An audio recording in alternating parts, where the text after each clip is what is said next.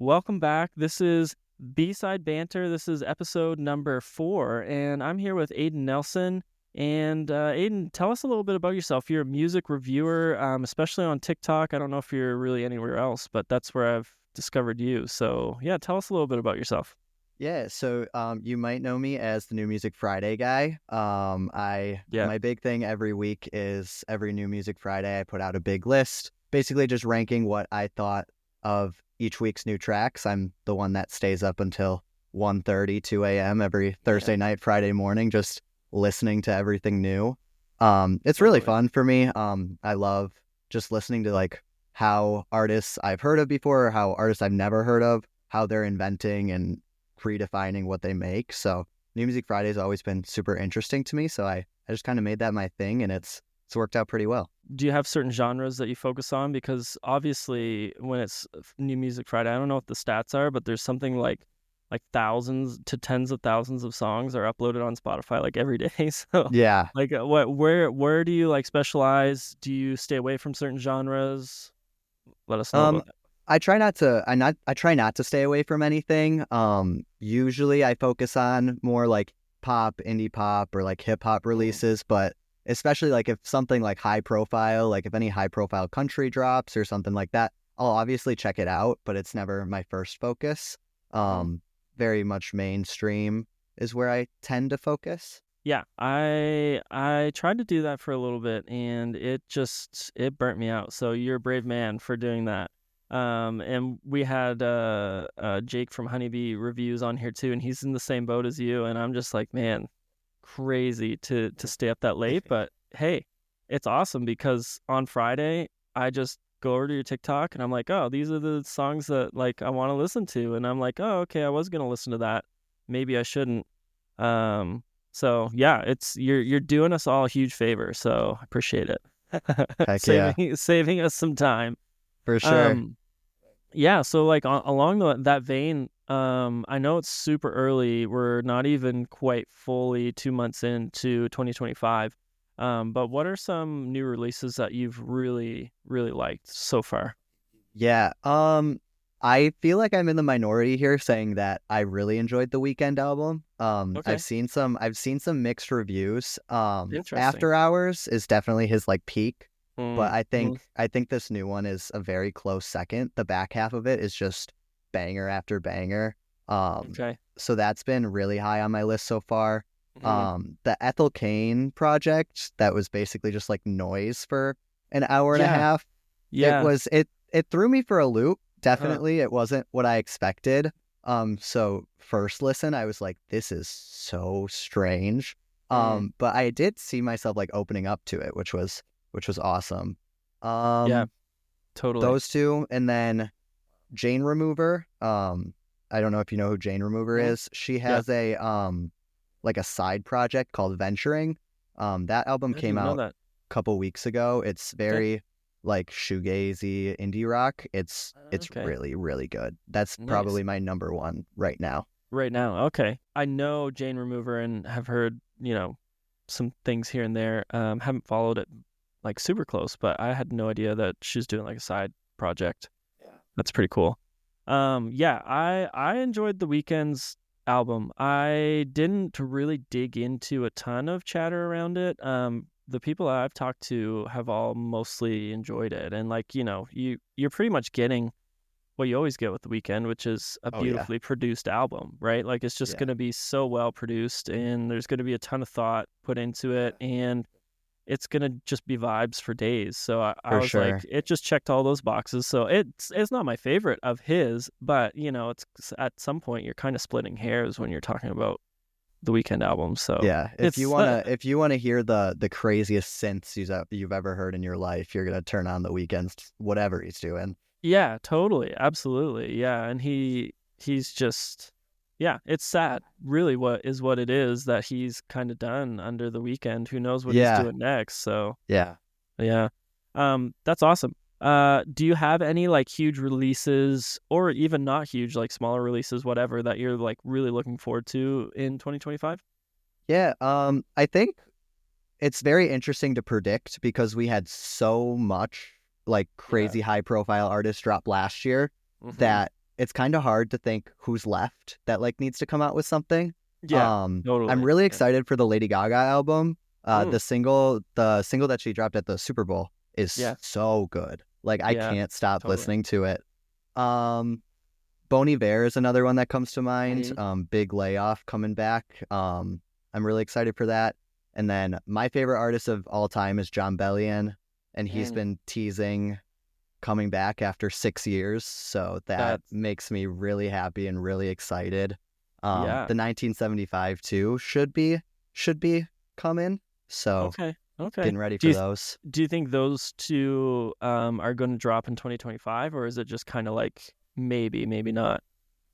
Especially with Bellion, it's never a guarantee, but he's been teasing for like 2 years now, so who knows? But this time it seems legit, so I'm hoping for a 2025 release. Yeah, it is.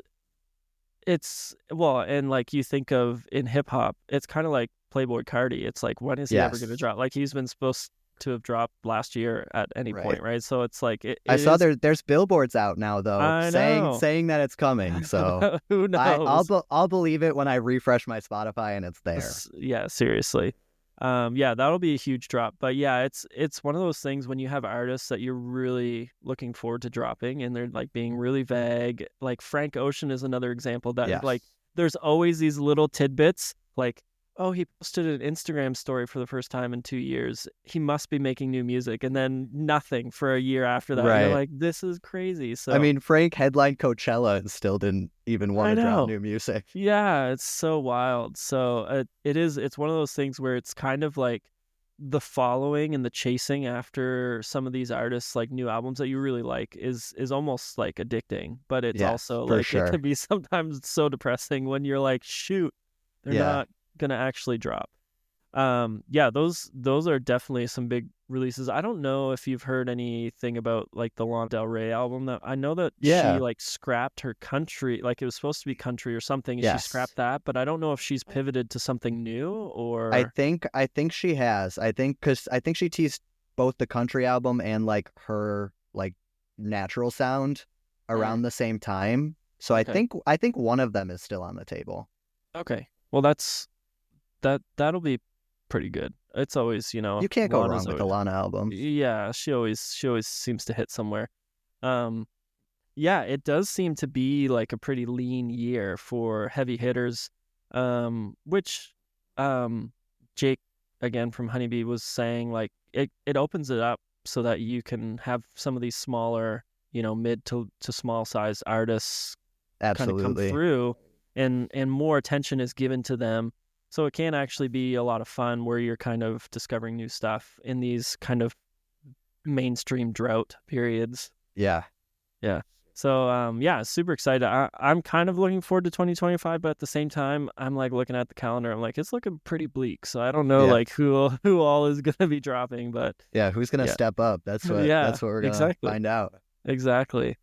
So let's maybe look back a little bit in 2024, kind of going along these lines to some degree, but like what were some surprises? Yeah, I personally wasn't surprised, but the Billie Eilish record being as incredible as it was, I've said this on my page, it is probably the closest thing we'll have to like a perfect mainstream album in a really long time. I absolutely loved it. I think I put it at 2 in my year-end list. It was nice. It was just everything and more. I'm still so surprised that she didn't win the Grammy, but that's a whole different conversation. I know. So the Billie record really, really stood out to me, especially again from like a super A-list pop star, pretty much.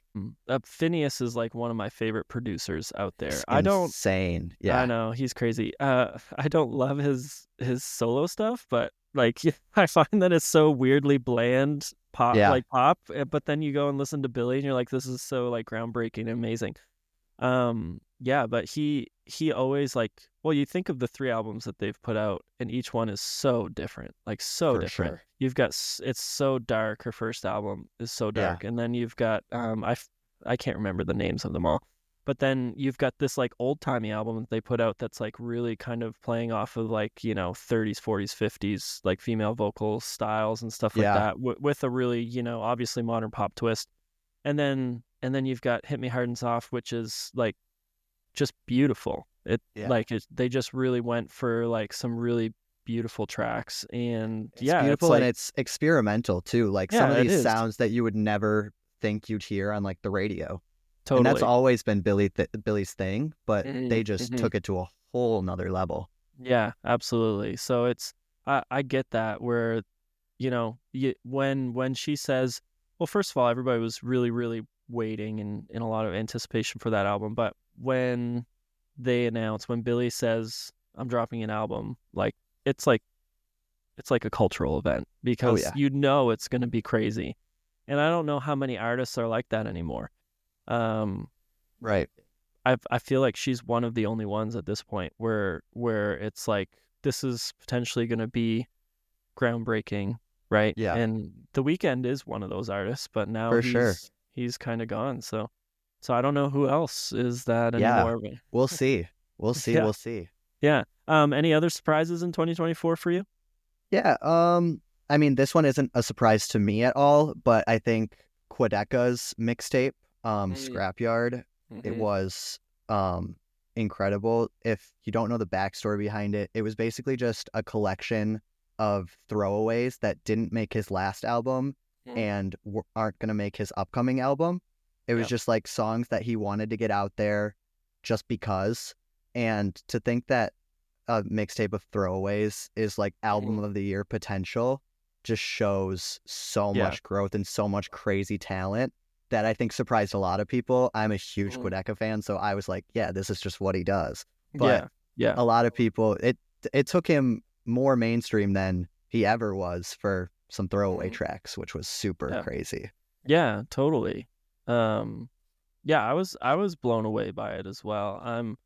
I haven't followed him for as long as I'm sure you have, but I've always been impressed. I really enjoy any form of experimental hip hop. Like that's just that's probably the genre that I get the most excited about. But it's also the genre that's kind of really tough to find like what you like too, because sometimes you're like, whoa, this is way too weird for me. But yeah, I was blown away by it. You would probably know this better, but I thought when he released Scrapyard, I was like reading the buzz around it, and I thought people like were like he's gonna release his like actual LP like in a couple months. Was that actually true, or was that just people freaking out because he released something? He actually posted today the first like official teaser of the new album. So I definitely think it was just fan buzz about like, oh my God, this is over. He's put all the throwaways out. Now it's the real stuff. Yeah, but here we are waiting another year. Yeah, exactly. If you know anything about Quedeca, that's a year's nothing. So we're going strong at least. So no, yeah, I didn't actually know that. I'll have to check out that teaser. Yeah. That's exciting. Yeah, because I remember like listening to it and I was like, whoa, like if this is a mixtape and like you said, throwaway songs basically, then his new album is gonna be phenomenal. Yeah. And then it was like crickets for so long. I was like, come on, not another one of these. Like right. We already have our hands full with every other hip hop artist for the most part. I think it's just a hip hop thing, truly. Yeah, it's gotta be because nobody else is like that. Yeah, that definitely that was a surprise for me for sure. And like you said, for you maybe not because you're such a fan, you knew it was gonna be awesome. But yeah, I was like that album. I didn't even know anything about it because I don't follow his stuff like really really intensely. So I just like saw it on my New Music Friday, and I was like, oh sweet. Like I didn't know he was releasing, and then yeah, that blew me away. Anything else from 2024? Trying to think. The one craziest part of 2024 still for me is that McGee got on SNL. Like when McGee making an album that got him to like the biggest stage in TV. Yeah, is wild, ridiculous to me. Totally. And I really liked his album. I'm a big McGee fan. Yeah, anything he puts out, I'm usually all over that. And yeah, that was pretty crazy. It was a weird year in the sense that it was the year of mainstream big hitters, but there was also a ton of underground kind of, or like McGee isn't underground, but he's Sure. definitely not in the mainstream. Right, not a household name. Yeah, for him to like pop through like that is pretty crazy. Like artists were breaking in ways in 2024 and 2023, some carryover there too, that like hasn't happened for a really long time. It was like kind of a contagiously exciting year in that way. Yeah. Do you have any disappointments? I mean, the obvious one is Drake. Like, I don't think there's anybody who's had a worse 6 months than that man. Yeah. And especially with the last album that he put out a week ago, that was just like so boring. That's all I have to say. Yeah, there's a lot of hype around that album. It's like his fan base is so interesting. I'm not like a hater, but I'm not I like Drake's music. I'll say it. It's not a crime. I don't dislike well, I dislike some of his music for sure. I'm definitely like critical of what he does because I do think that he for sure at times is selling out for just, for listens and streams. Yes. Oh, for sure. But, there's lots of other artists that do that. Whatever. Right. It is what it is. That's just the industry, and that's just the world that music is in, is that, there is a lot of, you kind of have to keep putting music out to keep getting streams. And so if you're not overly creative, or like, even if you are really creative, to be pumping out music constantly is really, really difficult. So anyway, this album, I was like, this is just total garbage, like total just throwaway. Like, I don't know how it keeps getting worse. Like I was just thinking, like, For All the Dogs was like okay. His it like was fine. His bonus tracks were better than the album that he put out, but like I was like, this is kind of boring too. And like Certified Lover, like there's just so many that he's put out recently that are just. I think Drake needs to just take like a year off, craft just like a nice, concise, like a 12-track album of just his best, and then go from there. I think that would be the next step to really take him seriously again, to be honest. Yeah, I think so. And I think he probably needs to like get some new friends, like get some new like writing partners and producers, like, you know what I mean? I think he needs to like get some people that haven't traditionally worked with him in his circle, because that can really refresh, having a producer you've never worked with that's really great can be a way that just like jumps you forward, right? A lot of pop artists did that with Aaron Dessner. So like, that's the reality, is, you want a little refresh, then go work with Justin Vernon, Bon Iver, right? Like, why not? So anyway, that I could say that's definitely a disappointment for sure for 2024, and disappointment for him too, I'm sure. I don't think he saw his 2024 going that way either. No. Oh gosh. Anything else that you can think of for disappointments in 2024? I think as we were talking about earlier, the amount of like big name artists that dropped, a lot of them just got caught just with mediocre, and for them in maybe a different year that would have been a smash hit. But like I think like Eminem dropped an album, Katy Perry dropped an album, Coldplay, Dua Lipa. I liked her album, but I know other people didn't. And like Justin Timberlake, like all these names that you would be like, dang, they're coming out with new stuff. Just there wasn't even any hype around it to start, let alone the quality of the music just didn't really get there for them. Yeah, I would definitely agree with that. Katy Perry's album was so bad. Like I was like, this is and I don't know what her like goal was. Like I kind of just thought she was just becoming just like a celebrity, like just like like a talking head or something, you know what I mean? Like somebody that's just on American Idol and some other things, and like that's it. Like I thought she was done.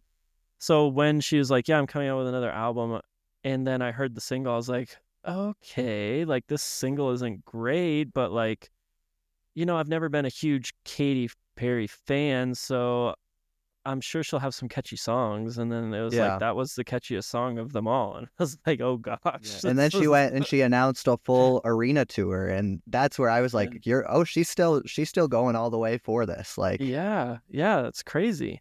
I don't know. And that's honestly what I thought was going to happen when we were talking about Lady Gaga. Like, I thought it was just going to be Gaga, just she didn't have it in her anymore. But I mean, she's blown up again with that song with Bruno and her singles. Totally. And yeah.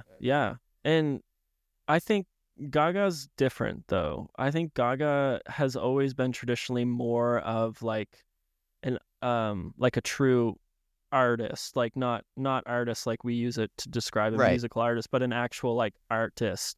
Yes. In her craft, like she's always kind of been known for that. Whereas Katy Perry has just been like pop song. Yeah, she's just putting out hits, right? Whereas Gaga's like she's like kind of laying groundwork for some groundbreaking stuff in the pop world and stuff. So I could see why Gaga's stuff is good and Katie's isn't. But I was pretty skeptical of Gaga. I was like, I don't know, like the stuff she did for Stars Born was good, but like the Joker movie that she was in was bad. So that was a miss. That was her miss for sure.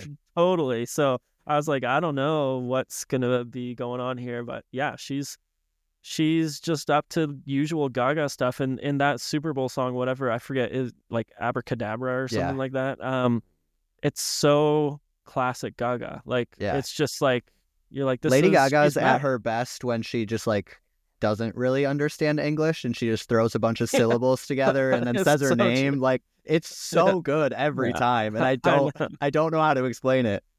You're so right. That is absolutely her thing. She's like that. It's like Kendrick. When Kendrick starts just saying random sounds, like it's the same thing. You're like, oh, they're cooked. Like he's in his bag now. Especially like newer Kendrick, his music, it's good, but it's also just so funny. Like he just makes noise, and it's awesome. Yeah, you're like, this is amazing. How is this like a TikTok sound? It's just the whap bop boop bop. Like, how is that like going viral right now? Right. It's so funny. Are you a Kanye fan at all? As of recently, of him as a person, not at all. The recent music also, I'd like to think that that Kanye retired at Donda, and then nothing else is there anymore. Yeah. But Vulture sucked, if that's what you're asking. Yeah, that was kind of where I was leaning into that. Like, that was kind of not. And again, it's like, was it a disappointment? Because was there any real expectation outside of his like absolutely mental fan base? Was there any actual expectation that this was going to be good? Not at all. But Kanye is that type of a wild card where you're like, anything is possible. Like, he could, because he did so much to change hip hop, and he was such like a pioneer of the genre. You never know. You can't count him out. But at the same time, maybe we should start counting him out. I think it's time. Yeah, his time. Let's pivot a little bit. Let's talk about concert culture. You mentioned to me while we were just kind of chatting before this that you went to 80 concerts this last year. Is that right? Yeah. That is wild. That's crazy. First of all, just the amount of money you'd have to spend to go to 80 concerts. My wallet hurts for sure. But it's awesome. I just love the environment and the people that you meet. I'm from Milwaukee, so I'm very close to Chicago. So almost everybody runs through Chicago that if I'm half interested, I can get there. Yeah, well, and you get a lot of stuff coming through Milwaukee too. Oh yeah. But yeah, Chicago is like everything is going to go through Chicago for sure. So give us like a few concerts. Like maybe we can kind of do a similar thing. Like what were some surprise concerts that you went to that you're like, whoa, this is like one of my favorite concerts I've ever been to? Off the top of my head, my favorite concert is 21 Pilots. I think if like their music or not, my mom is a big example. She hates 21 Pilots, but I'm trying to drag her to a show because they just do live music so different than anyone I've ever seen before. I went to both their nights in Chicago. I went to the first night up in the nosebleeds, and the second night like front row in the pit. And it just like the different experiences. It's awesome to see them at their best. Yeah, totally. Yeah, they would be great performers for sure. And I think those are the people that you want to see. Like there is this like tough part where the bigger an artist gets and the bigger venue they play, the harder it is to have a really awesome, engaging show. And everything's harder. Sound is harder, visual effects are harder, everything's harder. But artists are getting so good at realizing like, hey, when I'm on tour, I'm like performing. It's almost like I'm performing like a movie or something. Like it's way like the days of just like being in a band and just playing your songs for what they are like gone on this big of a stage. Like people aren't going to be as engaged in a stadium with that as with just doing something totally crazy. So especially when you charge now what, $250 for the nosebleeds in an arena. Seriously, you're gonna need a show now. Yeah, absolutely.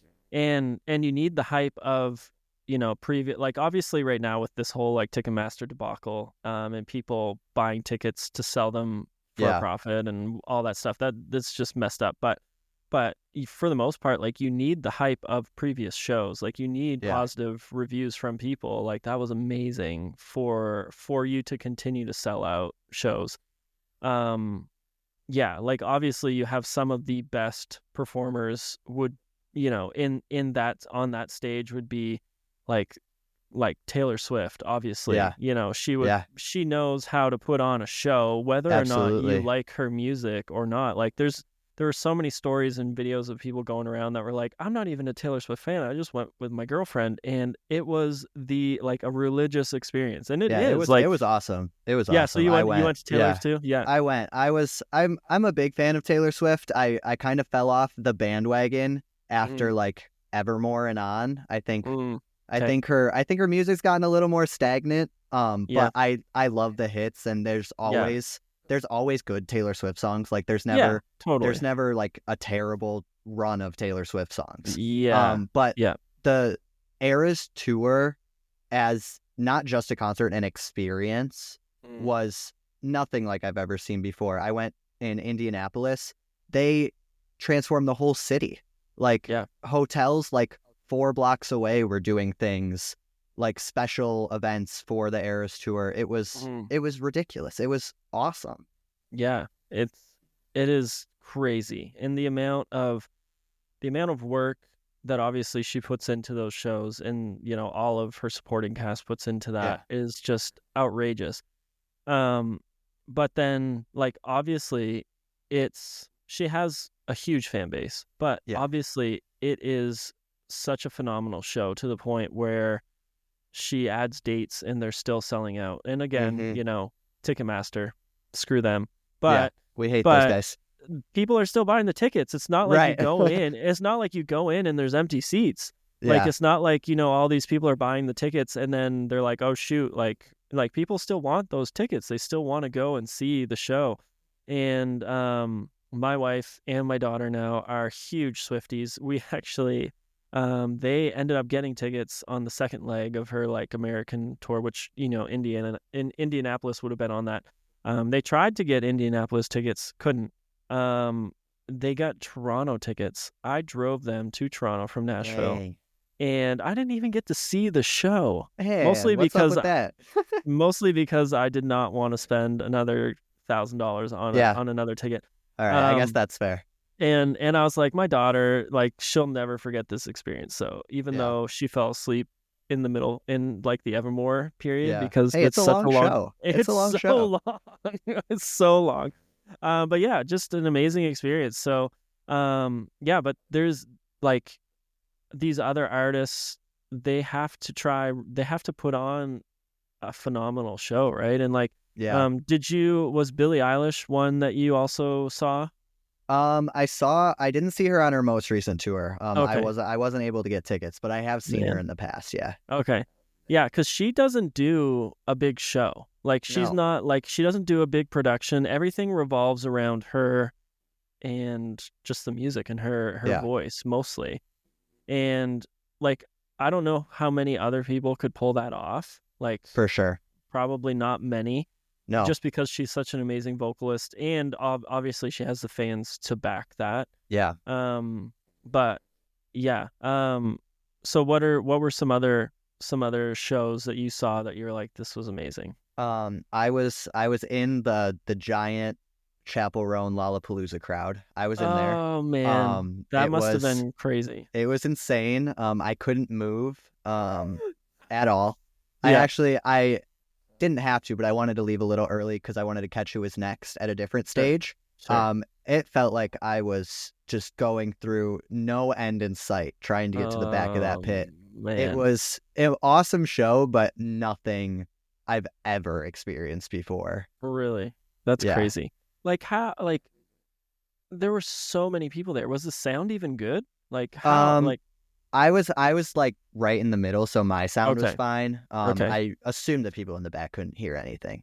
Yeah, because I was just looking at the pictures and the videos, and I was like this is cool. It's obviously a cultural moment. Like, it's all like she that was her breaking, right? Like, as like pushing her way into the mainstream. Like, so that was amazing, but I'm just thinking, like, it would kind of suck to be so far back that you can barely see anything, and then obviously also probably not hear anything, and the sound delay would be like so long, like, because at that point the speakers, they don't have the speakers back there anymore that are, have the sound delay. And but yeah, that's crazy that you were there. That's pretty cool to be a part of that moment. It was very funny because you would just like walk through the grounds in like the morning, and you'd be like, I know what everybody's here for. They got their pink hats on and everything. It was really fun.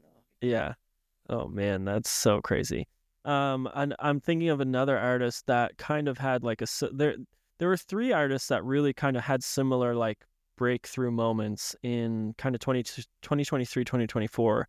And Chapel Roan is one, and she probably had like the biggest, like the most drastic. But then you think of Sabrina Carpenter. Did you see her tour? Yes. Okay. So that obviously was a big breakthrough moment. I don't know if it felt the same. Like, obviously nothing would have felt like Chapel Roan. No, it didn't feel the same, but it's again, it's kind of crazy, especially with like Sabrina Carpenter, Gracie Abrams, like all of the Taylor Swift adjacent artists. Mm-hmm. Like, totally. Yeah. If you go on stage with Taylor Swift, your career's going only up. And I think that influence and that power is crazy. It is crazy. But it's also leading to just like the growth of all these super cool artists, which I think is awesome. Absolutely. Yeah. We saw Taylor Swift's Reputation tour, and Charlie XCX was opening for that. Yes. And obviously look where she is now. Yeah. I actually can't even remember who the other opener was on that. There's another opener. I know. I was there. Hold on. I think it was Camila Cabello. Yeah, it was. Yeah. It was. Mistaken. Yeah, because I remember hearing Havana. Yeah, totally. Yes. Yeah, and at that point though, she was like pretty big. I don't know if she really like rose much more. No, I think that was like when she just left Fifth Harmony. Yeah, and like she was riding this huge success of Havana. That was like her massive song. But yeah, Charlie obviously just like exploded after that. Yeah, and then so I guess there's four, because I wasn't really putting Gracie into that category, but she did like pop off in 2024 in 2023. But I was thinking Noah Kahan was the other other one. He just like, yes, he's been riding Stick Season for like, it feels like 10 years now. Yeah. But he's just like, he's having this same kind of like just amazing success, and I would probably put like him and Chapel Roan as the two that have had like the biggest breakthroughs from like zero to where they are. that were just like kind of jaw dropping. Like, how is this Yeah. possible? Noah played at Summerfest, which is like the biggest festival here in Milwaukee, and Okay. they said this was like, I think 2023, so like right after Stick Season came out. Yeah. And they said it was the biggest free stage crowd in the festival's history. Like it was Yeah. it wasn't like Lollapalooza Chapel Roan levels, but Yeah. it was about the Milwaukee equivalent to that. So yeah, as much as they could get out yeah, to go. Yeah. Wow. Yeah, that's crazy. And I'm assuming you weren't there then. If you, I was there. I was in oh, it. you were there. Okay. Yeah, I was Okay. in it. Man, that's so crazy. Yeah. Um, just crazy experiences to be a part of. And Yeah, like, I don't know if it's just me, but like, I don't remember artists breaking that big in the never. last, like, I just don't remember it happening.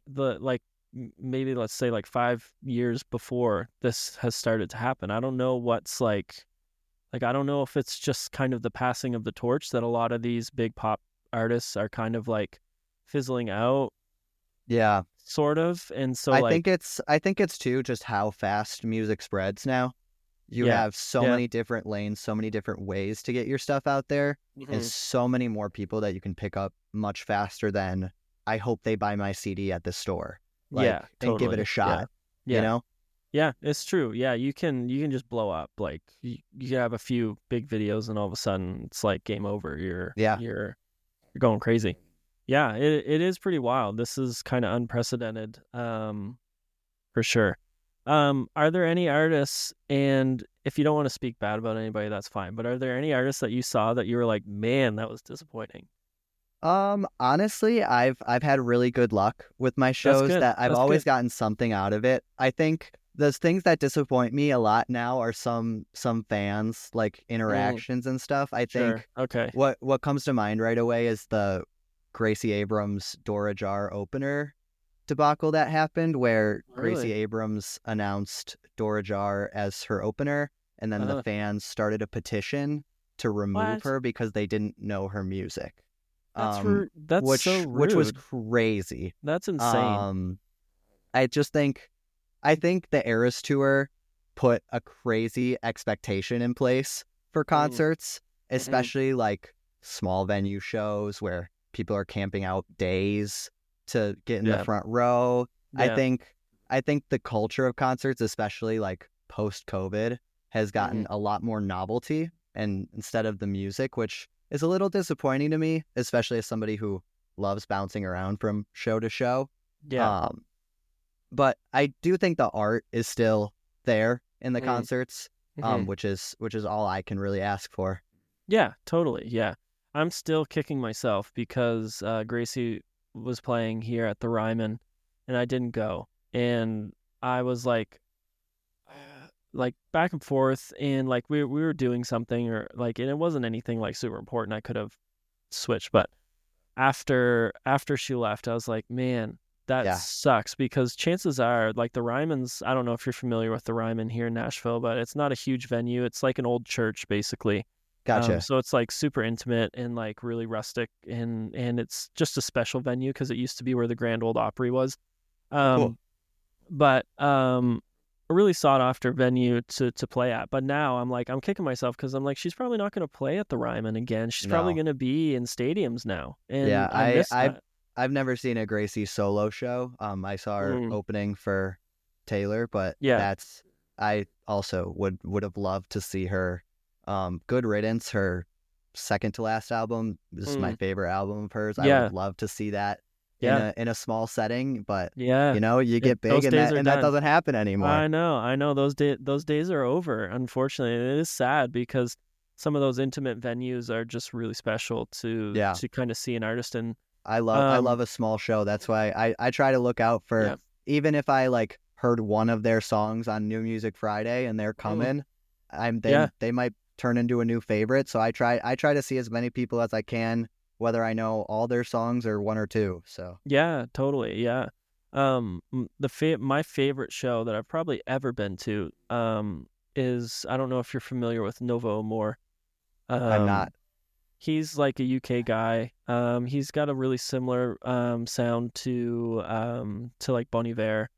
kind of like really like a lot of effects, kind of does a lot of falsetto and that high register.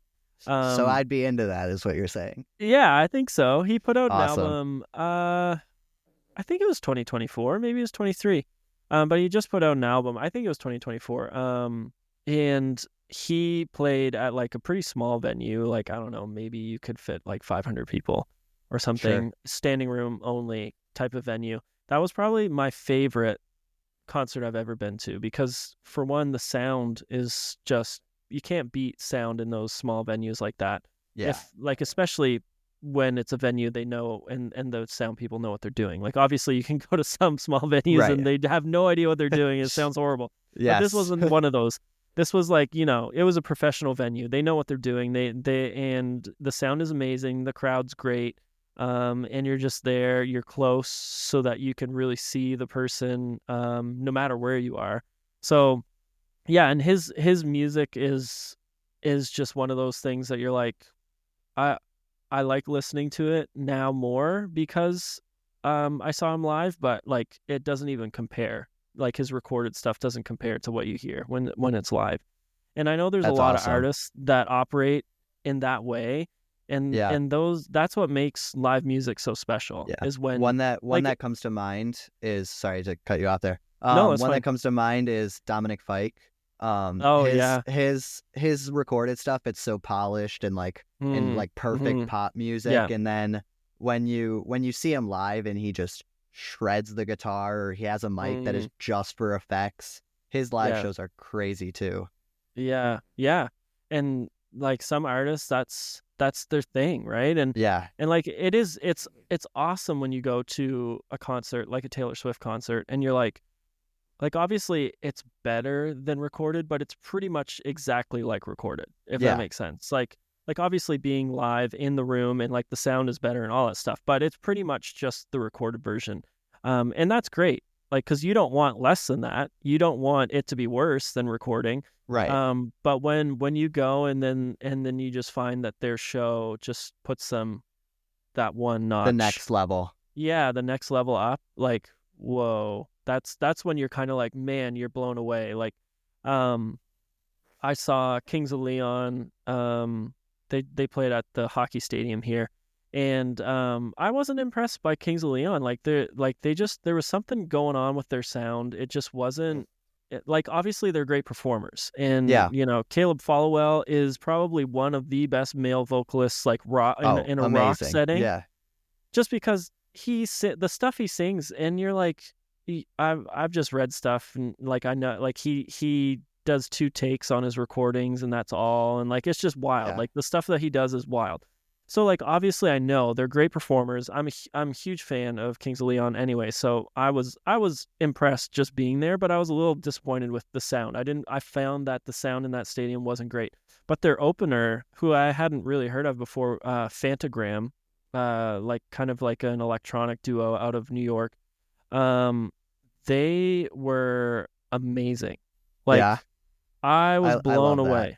I was blown away by them, and I was like, I like these guys, and that's where it's really special when you see somebody live. Maybe you didn't know who they were, and then you're like, wow, like this is now an artist that I'm like looking forward to seeing what they have next. And absolutely, so, yeah, they're coming through again, but on like a solo tour, and I'm like, I think I'm gonna have to see them like by themselves, like to see more songs, because obviously when you're opening, it's like 5 or 6 songs at the most.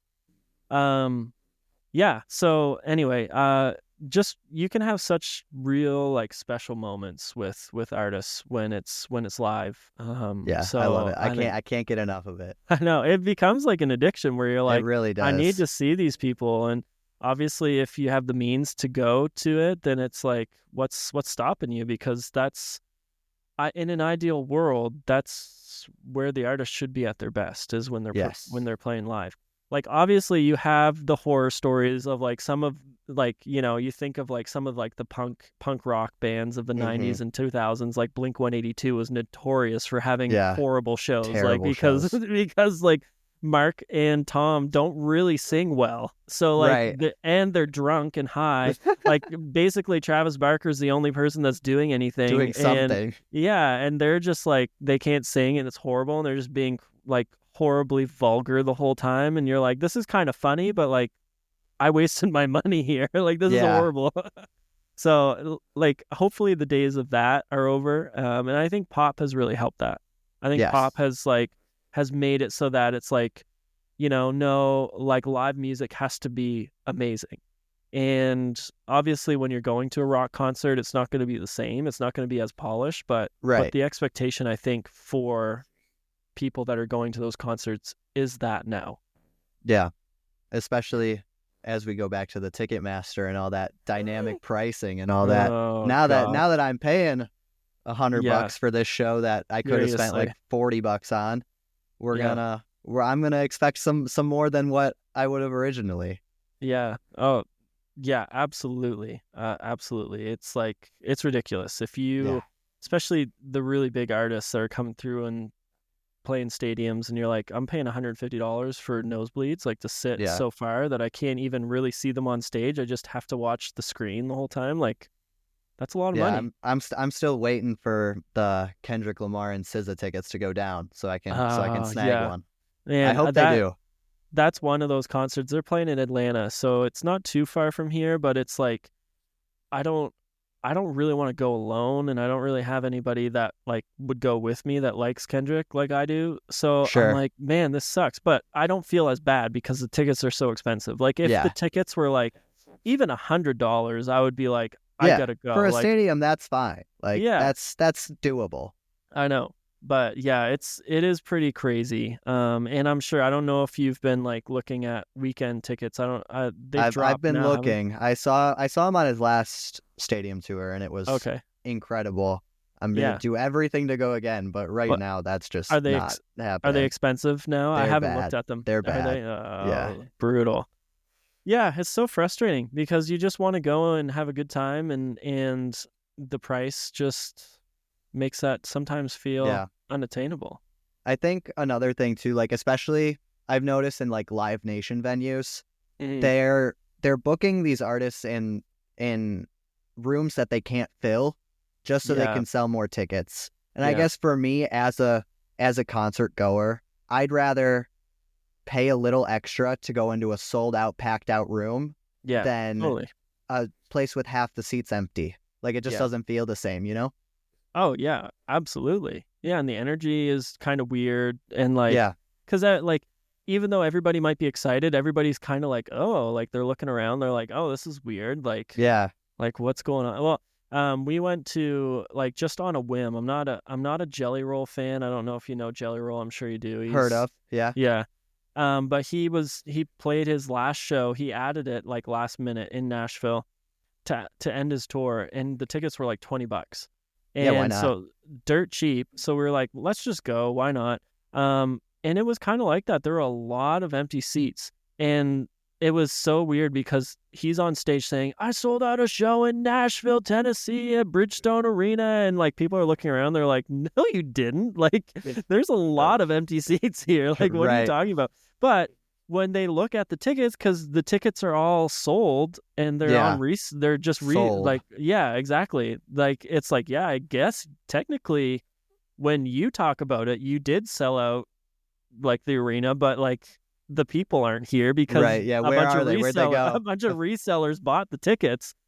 So anyway, it was a good concert. It was actually probably one of the wildest concerts. He brought out... I've heard he puts on some pretty cool shows. It wasn't even him. He, like, it was...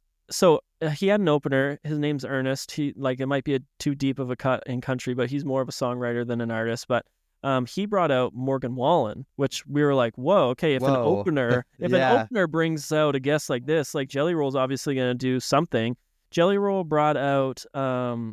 he brought out Keith Urban, and he brought out Snoop Dogg. And because those are two people that I would obviously consider to be in the same room. It was so crazy. It was like one of the craziest things ever. It was so much fun to see it.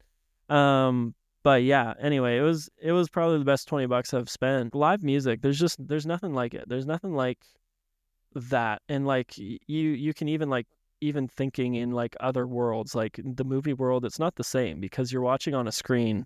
You know what I Yeah. mean? You're watching like something that was done before, like, so when you're at a concert, you're in that moment specifically with Yes. all of these people and with the artist, and stuff that happens on that night won't happen the same way again. Like some No. some And it's pop awesome. shows, you know, they try to get as you know, the same as possible, but Taylor Swift was the one that totally threw that formula out the window when Yeah. she did her what tour was it where she brought out all, like, she would bring out a guest every city she was in. It was, I think it was 1989. Was it 1980? Yeah, Yeah. okay. So like she totally blew things up there where she was Yeah. like, you know what?